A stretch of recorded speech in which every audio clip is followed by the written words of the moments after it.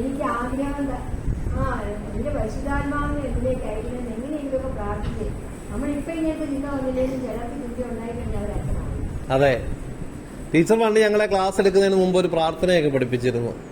പരിശുദ്ധാത്മാവിനോടുള്ള പ്രാർത്ഥന ചെല്ലിപ്പിച്ചിട്ടാണ് ഞങ്ങളെ കണക്ക് പഠിപ്പിച്ചുകൊണ്ടിരുന്നത്. എന്റെ കണക്ക് ടീച്ചറായിരുന്നു 5ാം ക്ലാസ്സിലും 7ാം ക്ലാസ്സിലും. ഓക്കെ, അപ്പൊ എല്ലാ ആശംസകളും കേട്ടോ, നല്ലപോലെ പഠിക്കുക. തന്നെയല്ല, ഇന്ന് ജപമാല ഇരിക്കുമ്പോൾ ഒരു ജപമാല ദിവസം നമ്മുടെ അച്ഛന് വേണ്ടിയിട്ട്, അച്ഛനിപ്പോ മിഷൻ പ്രദേശത്താണ്, നമ്മുടെ കന്യാശ്രീ രൂപതയിലെ അച്ഛനാണ്. പക്ഷെ ഈശോയെ അറിയാത്തവരെ അവിടെ അറിയിക്കാനും അതിന് അവർക്ക് വേണ്ടി സേവനം ചെയ്യാനും വേണ്ടി പോയിരിക്കുക. കഷ്ടപ്പാടാ അവിടെ. കണ്ടോ കഷ്ടപ്പാട് വല്ലതും അച്ഛനെ പിന്തിരിപ്പിക്കുന്നുണ്ടോ? അച്ഛന്റെ പേരറിയണ്ടേ? ആർക്കെങ്കിലും അറിയോ? പറഞ്ഞു. നമ്മുടെ അയലോക്കാണ്. ഈശ്വരൊക്കെ എന്നും ഇവരെ കാഴ്ച വെച്ച് പ്രാർത്ഥിക്കുന്നു. വിശുദ്ധ കുർബാനയുടെ നേരത്തും അല്ലാത്ത പ്രാർത്ഥനകളൊക്കെ ചെല്ലുമ്പോഴും ദൈവം ഓർപ്പിക്കുവാതെ ഓർപ്പിച്ചില്ല പറ്റുമോ?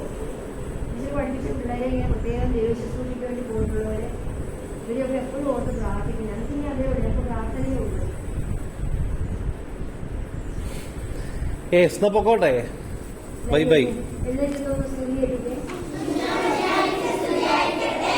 എപ്പോഴും സ്വീകരിക്കട്ടെ. പ്രാർത്ഥിക്കാം. അറിഞ്ഞോ, നിങ്ങൾ ഒരു വാക്ക് കൊടുത്തു, അച്ഛന് വേണ്ടി ഞങ്ങൾ പ്രാർത്ഥിക്കും.